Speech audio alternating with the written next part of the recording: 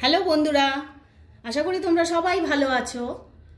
আজকে আমি একটা বেগুনের রেসিপি নিয়ে তোমাদের কাছে এসেছি। বেগুনটা প্রথমে এরকম লম্বা লম্বা করে একটু কেটে নেবে। দেখো, আমি বেগুনটাকে এরকম লম্বা লম্বা করে কেটে নিয়েছি আর একটু নুন আর হলুদ বেগুনে মাখিয়ে নিয়েছি। আর এর সঙ্গে লাগবে একটু পেঁয়াজ কুচি আর একটু সর্ষে আর পোস্ত কাঁচা লঙ্কা দিয়ে আমি বেটে নিয়েছি, একটু নুন, একটু হলুদ আর একটু ধনেপাতা। আজকে বেশি কিছু লাগবে না এই রেসিপিটাতে রান্না করতে। তা আমি আগে থেকেই তেলটা গরম করতে বসিয়ে দিয়েছিলাম।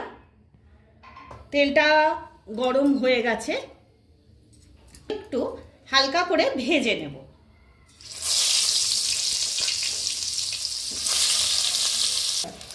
দেখো, বেগুনটা এরকম হালকা ভেজে নিলাম।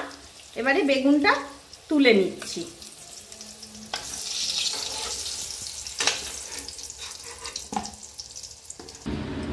এবারে বেগুনগুলো তো ভাজা হয়ে গেছে।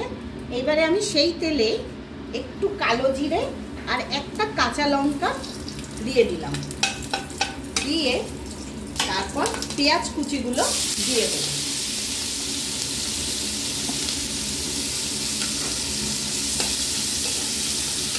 পেঁয়াজের মধ্যে অল্প একটুখানি নুন দিয়ে দেবো, যাতে পেঁয়াজটা তাড়াতাড়ি নরম হয়ে যায়।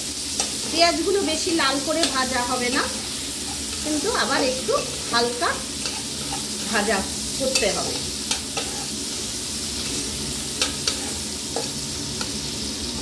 দেখো, পেঁয়াজটা হালকা নরম হয়ে গেছে।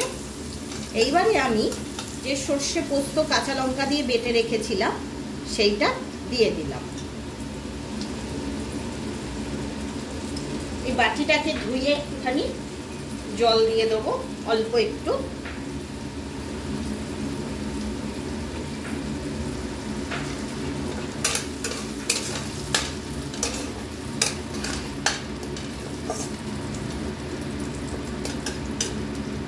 এরপর বেগুনগুলোকে দিয়ে দেবো।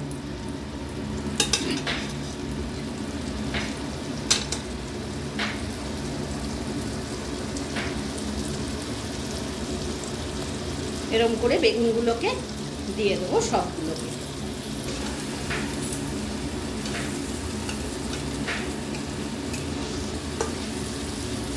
এবারে একটু সামান্য নুন একটু ছড়িয়ে দেবো আর একটু সামান্য হলুদ দিয়ে দেবো।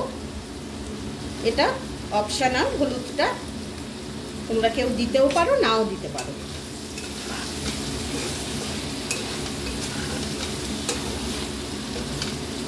একটু আলগা হাতে বেগুনগুলোকে একটু নাড়াচাড়া করে গ্যাসের ফ্লেমটাকে একটু সিমে রেখে সামান্য একটু ঢাকা দিয়ে দিতে হবে।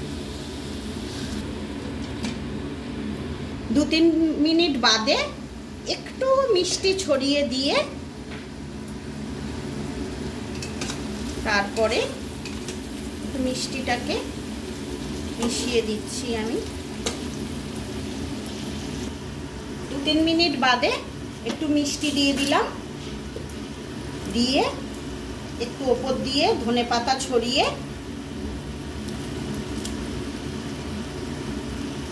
নামিয়ে ফেলবো। তৈরি হয়ে গেল আমাদের বেগুন সুন্দরী।